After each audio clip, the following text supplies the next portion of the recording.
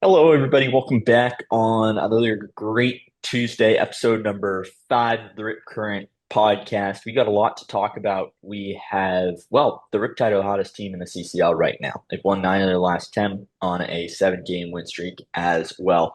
We'll talk about that a little bit, as well as the games from this past week. Riptide took care of business, that's for sure. We'll talk about the All-Star game because that's coming up. That will be tomorrow on Wednesday. We have a few Riptide guys heading to Compton to compete in that. We will talk about the final games that will be ahead. It's definitely going to be a tough schedule to end, but it'll show what the Riptide got in them. And then we have a Riptide that was drafted. So we'll talk about that a little bit. But first, let's talk about this past week. Quickly running through the scores. We started against the Philippines and won against the Philippines baseball group 10-3. Then went up against the Waves and another affiliate, 6-0 win. Then a game in Compton against the Barons, a 6-1 win there. Versus the Bombers, 4-3 win, and then the Barons on Sunday to end things, 5-0 win. So Riptide go 5-0 on the week, beat the Barons twice, which helps push them farther down in the standings. We'll refer to those in a little bit. But let's start with the Philippines game. As I said, a 10-3 win. Things were going the Riptide's way. Does anyone want to comment on that first? Yeah, it was just another game where the Riptide sort of relied on those big innings. They had a 6-run second inning, a 4-run sixth inning. And so they just sort of, when it came to it, they really managed to string hits together and put up big crooked numbers in the scoreboard. And the Philippines offense just had no answers. And I thought it was just an overall big team win for them to start this big week for them that they needed to stack wins in. The Riptide, like Sam talked about, the offense 11 hits, 10 runs. That was great in these big 2 innings. And then the pitching staff, I thought House Fregoso was great. I think he had 6 strikeouts in his 3 innings pitched. 14 strikeouts during that game. So just to say that everything was going left on base. They left 10 runners on base. I hate to bring that up. That's been a problem for this Riptide team.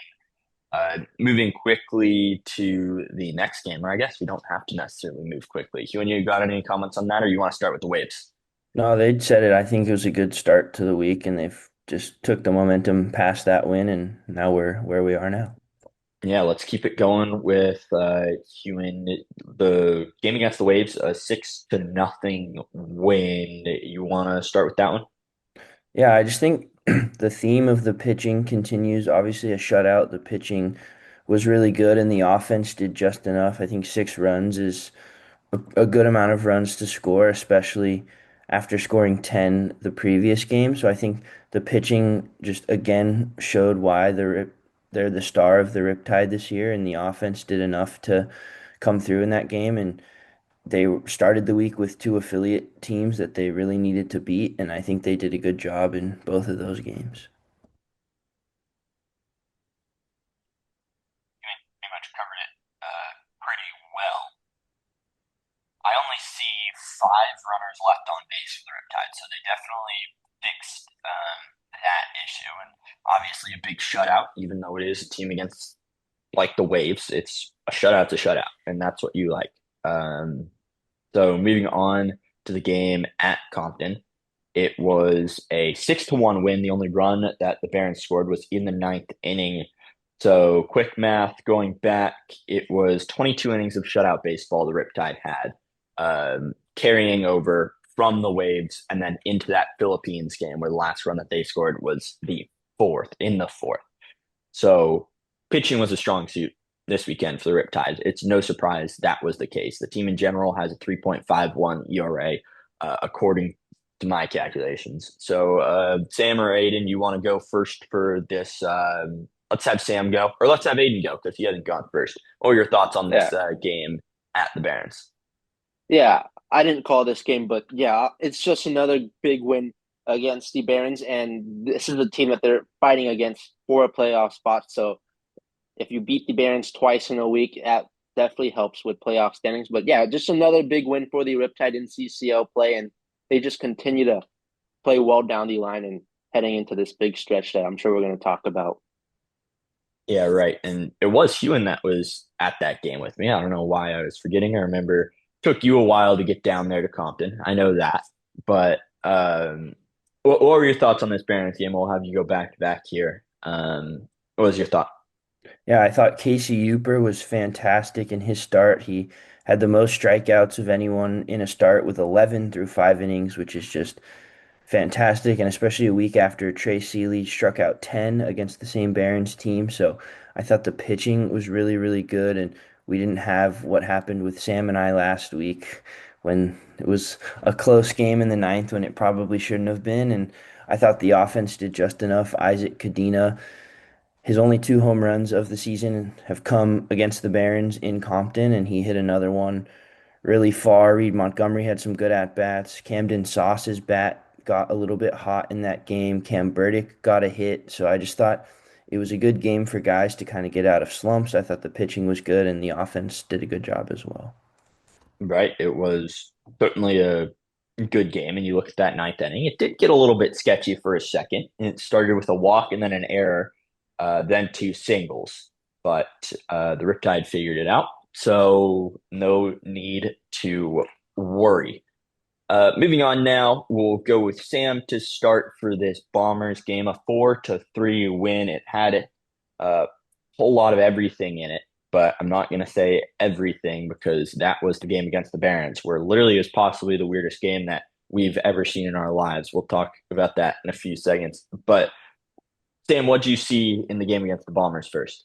Yeah, the Bombers was certainly one of those games where, especially for the first 8 innings, the Riptide brought their D-minus game. It was ugly baseball. They had 3 errors in those 8 frames, only 1 run, only 3 hits. It just had been kind of a lackluster performance against a Bombers team that this year is 5-11 now on the season. They're not a really talented team, and it looked like the Riptide were going to drop a really frustrating one. And then in the ninth inning, Cotter Dans with a huge 2-run home run to tie.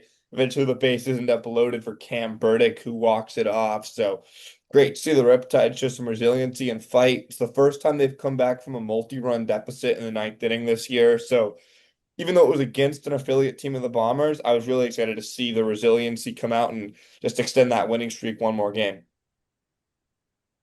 And they were coming into this game with a bunch of momentum throughout the week, and it felt like this might be a trap game for them, and they definitely struggled. But the big storyline, the Riptide found a way. Cam Burdick, I mean, when you have the first 2 guys ahead of you intentionally walk, that's got to put a chip on your shoulder, and he smashed that baseball. I certainly thought it was gone, and not just quite, but nice job by Cam Burdick. The Riptide found a way to come through. 100 miles an hour off the bat into left center field. It looks like it had the angle to go out, but he slammed it off the wall either way. It was definitely a no doubter. And Hewitt, instead of necessarily repeating, because these two have said basically everything that needs to be said about that game, I want to ask you a question here. You were there for the game against at the Barons as well. Did you like Isaac Cadena's bat flip or Cam Burdick's bat flip better? Did you see both of them? To be honest, the Barons game that just happened on when we were there, I think Cadena's was a little bit better just because he knew the ball was gone off the bat. We knew it was gone off the bat, and he looked at it for maybe 10 seconds. I was telling Andrew I had completely finished my home run call, and I look over and Cadena's like a step and a half out of the batter's box, and he just completely pimped that home run. And I think Cam Burdick's obviously was big because he smashed one in the gap for a walk off, but there was some. Obviously, we knew it was a walk off. We knew it was a hit, but we didn't know if it was a grand slam to win or just a single to win. So it was kind of questionable. But Cadena's, you knew it was gone immediately, and I just thought he completely pimped that for good reason, and I thought it was really cool. Moving on, we're going to talk about Cadena a little bit more in this next game versus the Barons. He's already smiling. It starts to become somewhat a rivalry of the Riptide and Marcosia, the home plate umpire behind the plate. And it's hard to say that because coming into this game, Marcosia had tossed out Grant Mayu. He's the umpire that tossed out Grant Mayu and Grant McCarthy, right? So he had already not really loved the Riptide, and you can say umpires unbiased, they go into games unbiased, but he's obviously going to remember that a little bit. Um, then he came into this game. Everything was going whatever. The Riptide scored three in the first, and we're in the third inning now. Starts off with a weird play where Cadina's caught out in a pickle, and so is Danes. Then Luke Johnson is picked off at first. He doesn't like it, so I guess it wasn't Tony Marcosia that tossed him out of the game, but instead the first base umpire where Luke Johnson got tossed. So that's one ejection. Then we move to the next inning, or a few innings later.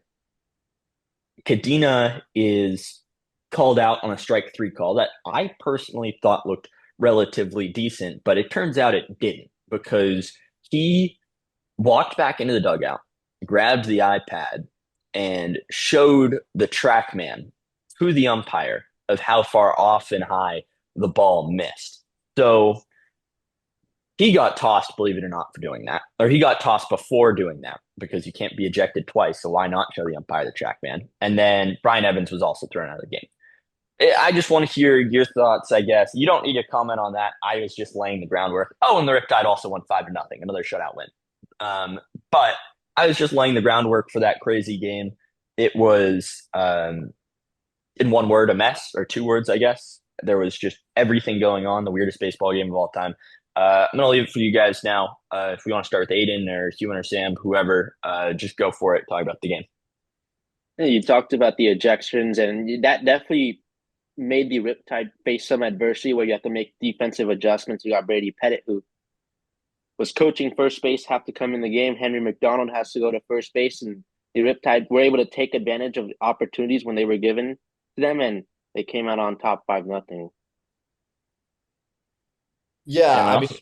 Oh, I think there you there's go, a Sam. Go for it. really important there that, even when there's so much chaos going around you, the Riptide ran into a ton of outs on the base pass and sort of gave the Barons, chances to stay in the game. The Riptide still found a way to win. You found a way to pitch another shutout. So I think there's a lot about the resiliency and the mindset of this team just to, you find a way at all costs. And whether that's by, coming back in walk-off fashion or by just grinding away and not letting umpire ejections affect you. Like, however it happens, a win's a win. And that's the most important thing. And against the Barons this week, I did a little bit of quick math. You know me, the research guy. I had, or I guess that was a conversation with Sam. The Riptide had 22 runners left on base against the Barons in this week alone. So that, I would say, is probably something that they want to fix. Huon, you got any parting thoughts, or we all good? I think. Yeah, I mean, just crazy game. The ejection was pretty funny, but can't really do that again. Yeah, crazy game, but good job that they grinded it out and good momentum going into the kind of extended 3 days off. We're about to talk about the extended 3 days off in a moment, but first, a word from one of our sponsors, gone to Cityside Fiber. Your turn to get connected with Cityside Fiber, OC Riptide's favorite gig speed fiber internet provider. Whether you're streaming, gaming, or working from home, Cityside Fiber knocks it out of the park. Step up to the plate and get connected today at citysidefiber.com. So moving on to the All-Star break that we have right now. There were a handful, I guess, 5 fingers worth of All-Stars that were selected from the Riptide to go play in the showcase game in Compton tomorrow on Wednesday. So I'm going to read those off first, and then we're going to hear thoughts from you guys. First, Luke Johnson, who has played kind of all over the infield, a little bit left field as well. He's played third base, he's played second base, left field, has been hitting really hot as of late. Bradley Navarro, which everyone I think expected, the guy for the Riptide. Jack O'Malley, who has been pitching really well as of late, throws it a million miles an hour, 97 if we're going to be exact, but it certainly feels hard. Grant MacArthur, who I don't think is eligible. Sam, you mentioned that. And then reserve Zach Crandall, who started off the season very, very hot, one of the best defensive catchers that I think I've seen in the CCL for sure. So let's hear thoughts on the All-Star game. Navarro, I think we expected. Johnson's been really hot as of late. Anything you guys want to talk about? Just Yeah. go ahead and go for it. First, I just want to shed some light for everyone and just all the listeners. So the way it works is the amount of spots are determined by the team's standings. And when the ballots were filled out and the teams were selected, the Riptide were behind Arroyo Seco and Conejo. So they were in fourth place at the time, which is why they got the 5 spots. Santa Barbara got 8, Arroyo Seco and Conejo each got 6, and so on. So that's why the Riptide have 5 spots. And Grant MacArthur he's injured, so he's not going to be able to play. But I'm really excited for the Riptide guys who are going to be able to play. I'm sad that Mike Erstbomber and Trey Telfer aren't going to be out there, especially Erstbomber has just been amazing this year. I would have loved to see him out there. And Coach Evans was like, I told Erstbomber, like, you got snubbed, you got screwed, man. So sad to see that Erstbomber didn't make it. Down to a 0.66 ERA and a 0.59 win. So both sub 1 ERA and win with a 4-0 record. That's really impressive, but unfortunately, he will not be in there. Any other thoughts from you guys? I mean, I know there's a home run derby competition as well. You look at our list, we think Luke Johnson goes in the home run derby competition because he has a whole lot of pop. He only has, I think, two or three. He has 5 doubles on the year and hasn't had a home run, but he's a guy who can smack the ball. What do you guys think about that? I think Luke Johnson definitely would be entertaining watching the home run derby. I know he played for the Riptide last summer. He led the team in home runs. Yeah, a lot of power, like you said, Andrew, and I think he would put up a good performance. That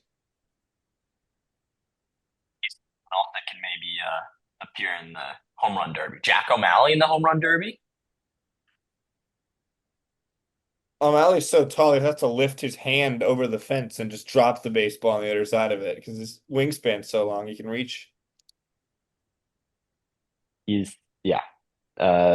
So I guess that um, somewhat concludes our conversation about All Star. Unless you and you got anything to say about that, or you got to shake it ahead. No, I know there's something you are excited about, and that is your San Francisco Giants getting a new draft pick.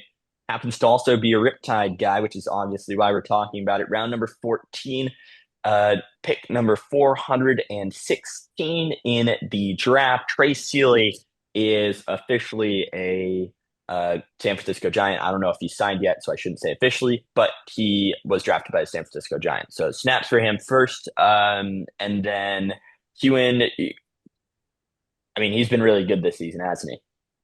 Yeah, we were kind of anticipating this the whole summer when he came in. He came in pretty late to the summer, but when he came in the first game, he started at the Great Park. We were told that there was scouts there watching for him, so we kind of knew that he was a draft potential guy, especially with his year at Hope International, and he's just pitched well ever since. We saw his last start before the draft. Sam and I were there against the Barons. He went 4 2/3, had 10 strikeouts. He looked pretty untouchable except for a couple hits mixed in a couple innings, but he looked really good against the Barons. He looked really good up in Ventura against the Oaks. He threw 4 perfect innings, didn't allow anything in that game, and we just kind of knew like something's gonna happen. Like he's probably gonna get drafted. And yesterday I was at the gym and I just kept checking like where's Tracy Lee going? Where's Tracy Lee going? And then our wonderful cameraman Colin sent us the message that he got drafted by the Giants, and I was like, oh, that's pretty cool. Like as a Giants fan, he's probably not going to be a part of the team until 4 or 5 years down the line, but you never know. So when I saw that, I was stoked for him, and I doubt we'll see him again this summer as he goes off to rookie ball. But if he does come back, I would love to congratulate him in person and talk to him about it. It's really cool when your childhood dream comes true, and it's awesome for Trey Sealy and his family. So congrats to him. Absolutely. I mean, insane. I was at the NHL draft the other day, just seeing every single family that came in. And the emotions that were there, I could just imagine what it's like MLB wise, especially because MLB is so hard to get into. So let's go to the schedule this upcoming week. It's gonna be tough. We'll start with the showcase game tomorrow at Compton, Wednesday. Then we have the last non-conference game with the North County United at 7 p.m. Then we play at Arroyo, the Saints at 6:05, and that will be on OC Riptide radio. So make sure you are there for that. That's on this upcoming Friday. On Saturday is home versus the Saints at 7 p.m. And Sunday is at Conejo at 1 o'clock. I have that as I know there's been a handful of games that have been changed. So if anyone has a different time, speak up. But the continuing down that schedule a little bit, this is what it kind of looks like from here on out. Let's forget the North County United game, the first one that we have on Thursday. We have Saints, Oaks, Saints, Blues. That's not an easy schedule. So let's hear, especially since we just went against a handful of below 500 teams this past week and we were able to sweep. We're going up against some really hard teams. What do you think the Riptide need to do to move forward and stay strong? Let's start with Sam. Yeah, I don't think you need to do anything differently. You just need to keep playing good baseball. These are good teams, but this is the Saints team that you beat the last time you played them. You're taking the majority 2 out of 3 so far this year from the Oaks. You've played the Blues close, and then you swept and you blew them out. So yeah, I'm excited to see what the Riptide does against this tougher schedule, but I have expectations for them to win these games and be on a good run as they head into the postseason. Possibility is it's high. That's for sure. Any thoughts? Yeah, it's going to be the Saints, Oaks, and Riptide, in my opinion, that are going to be in the playoff. This next couple weeks is big for seeding. The Riptide, a lot of wins this past week. So, yeah, they're looking to build on the momentum. You talked about what's one thing that they could do better. I think left on base has been an issue as of late against these teams. When you get guys on, you got to be able to find a way to get the runs across, and that's something I'm going to be looking for. You want to add what's one thing you think that the Riptide need to continue doing?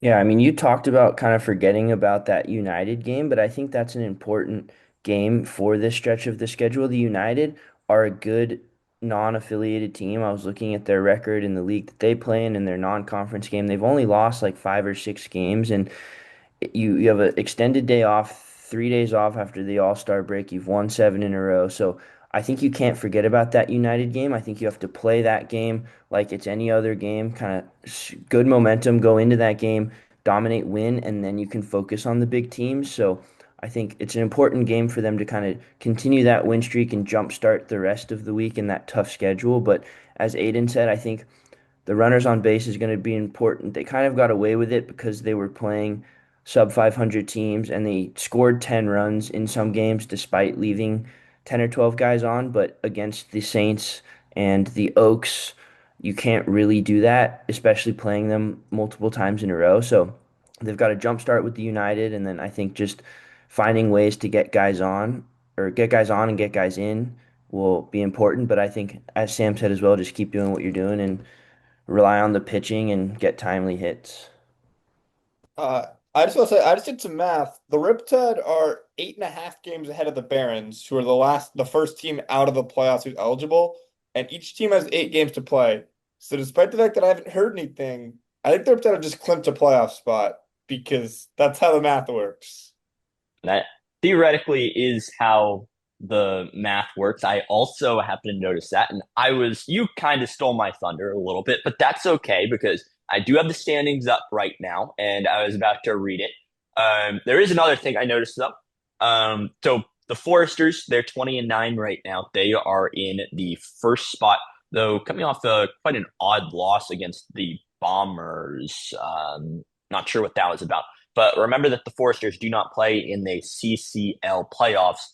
So though they are first in the South Division right now, somewhat not completely relevant. The in second place or first right now in our playoff race is the Conejo Oaks. They're 19-9, only half a game back from the Foresters.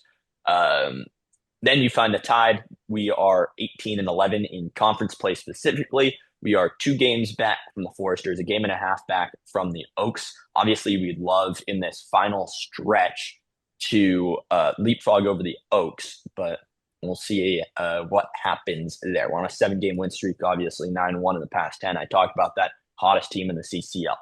Then you move down to the Saints. This is where my other observation came in. We talk about playing below 500 teams this whole past week. The Saints are technically below 500 in conference play also. They're 13-14, so that's not that far behind. That is technically below 500. They're 6 games back from the Foresters, 4 games back now from us. So this week is going to be very important. I think I mentioned that.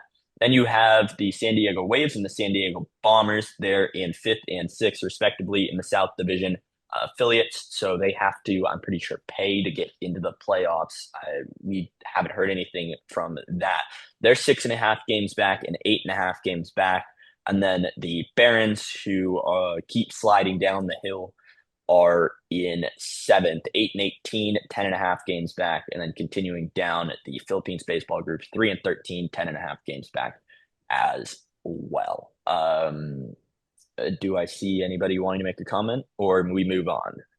I think we are moving on. All right. Final word from one of our sponsors. Big Experian is your BFF, big financial friend, big enough to have the resources and knowledge that have an impact, personal enough to help with what's best for only you. No matter where you are in your financial journey, your big financial friend is a trustworthy companion by your side.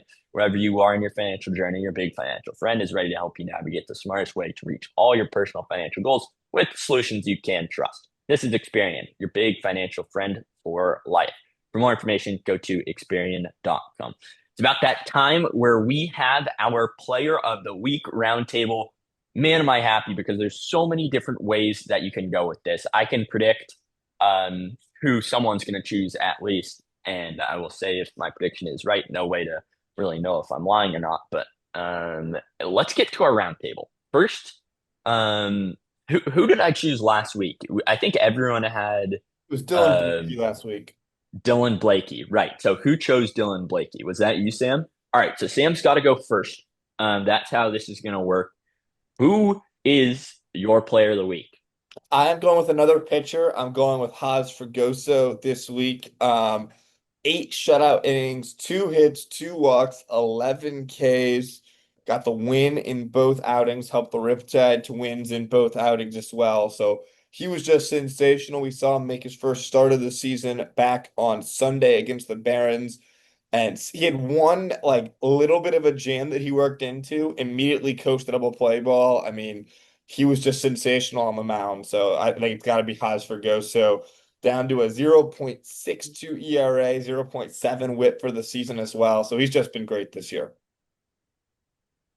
Really strong through out of his 8 innings, 5 of which were perfect baseball. 1, 2, 3, up and down, which is really impressive. I always like talking with him, and after both games, I've said, "Hey, Oz, what's up with us walking people?" And he's like, you say that those walks really they frustrate me, and he's always laughing. He's a funny guy. So Haas, I really like that pick. Let's go Aidan next. Let's hear who's your player of the week. I was gonna go with Haas as well. Do we do doubles or should I pick someone different? You want to go doubles? We can switch to Huon so you can find another player. The player that I was thinking of is still on the board. But Huon, you want to go so Aiden can find a new player, or you got Haas as well? And I we're was just gonna also all going go to go Haas. Haas, but I All have right, another I player. I So have I have a player I in can mind. talk about my Yeah. player too. all right. Let's see. Aiden found another player. Okay. Who do you have? I'm going with Isaac Cadena, 2 home runs against the Barons. I think he had a good week. Yeah, another guy who's new to the Riptide, but he just continues to be productive for them. He finds a way to get on, and I would say he had a good game on Sunday, but it really was cut short. But yeah, he reached twice, got reached on an air and had a single. So yeah, he's having himself a good summer. Isaac Cadena, my player of the week. Not And to make it all stickly here, but the first homer was last week. It was back on last Oh, Sunday, so it doesn't count for this week's picks, I don't think. Competitive in here. Wow. Okay. Let's okay. move to Huon. I still think Kadena had a great week. I think a homer is a homer. Huon, who do you, I'm assuming based on the face that you made as soon as Aiden said Kadena, you were going to choose Kadena as well. No? So I was gonna go with Haas. I just want to shout out Haas real quick. His start wasn't supposed to be his start. Trey Seeley was supposed to start, but obviously with all the draft stuff, I'm sure he wanted to be with his family and take care of that. So Haas kind of got thrown in there, and I thought he did a heck of a job. So he was gonna be my pick, but I'm gonna go with Carter Dans. I think he's a big reason why they won that game against the Bombers. It's 3-1 in the ninth, a big home run to propel him into the team lead before Kadena matched it, but a huge home run from Dan's, it kind of sparked the offense in the ninth, and they ended up winning that game. And he's just had good at bats the whole summer, and he had good at bats that whole week, including that home run. So if it can't be Haas, I'll go with Carter Dance. Huon's going to win this week because someone might have already looked through all the players and done all the stats. Carter Dans would bat 429 this week with a 588 on base percentage, slugged at 714 with 6 hits, a double, a home run that was to tie the game in the bottom of the ninth. 3 runs, 5 RBIs, 4 walks, and a steal. I thought that Dan's was on fire. So, Huon, you get the medal. You win this week. Aiden, are you the only one that hasn't won yet? I feel like I did. I had Jake Evans one week. I think that was our guy. Yeah. Jake Evans 1 week. That's true.